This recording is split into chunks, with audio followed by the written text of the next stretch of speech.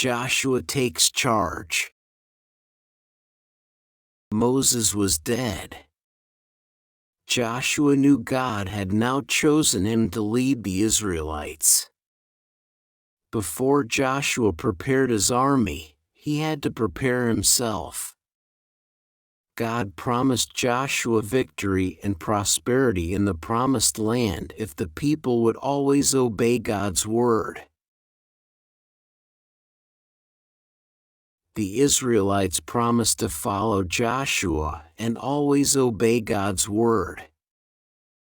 Wisely, the new leader sent spies into Canaan to study the defenses of the great city of Jericho.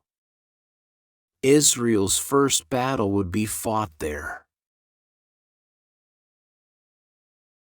Somebody told the king of Jericho there were spies in town. He sent his soldiers to find them. The search began at Rahab's house, where the men were staying. The soldiers banged roughly on her door. Quickly, Rahab hid the men under some flax.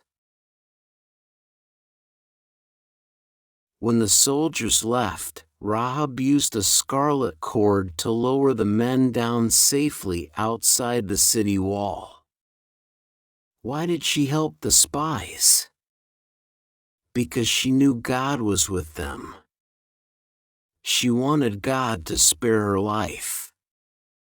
The spies promised to save Rahab and her family.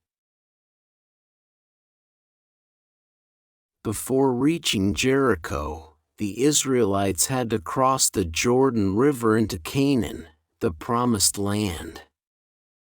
But there was no bridge. How would the people cross?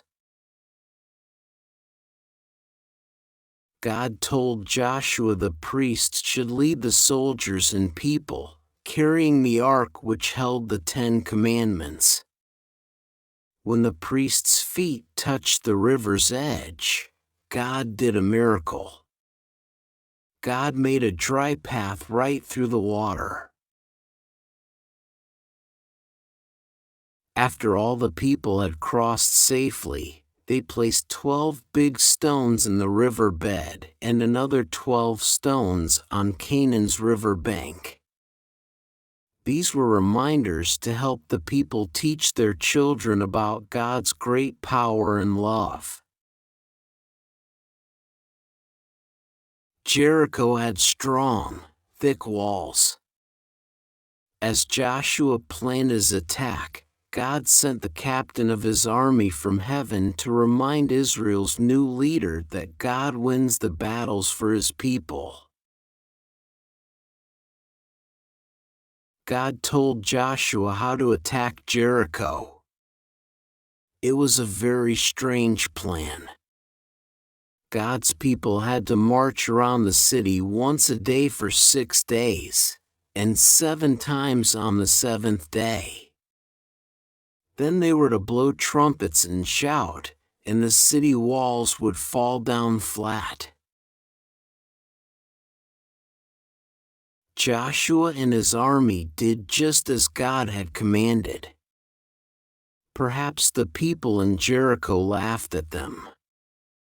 But, after the 7th march on the 7th day, the priest blew the ram's horn. And just as God had promised, the great walls of Jericho crumbled. Only Rahab's house in the wall was safe. She had left the scarlet cord hanging from the window. Quickly, Joshua's men rescued Rahab and her family. Then Jericho was destroyed, as God commanded.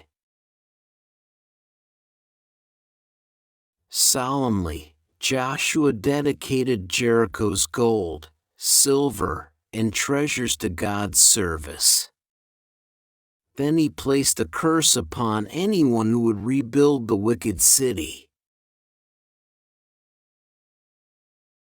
Soon everybody in Canaan heard how Joshua defeated Jericho.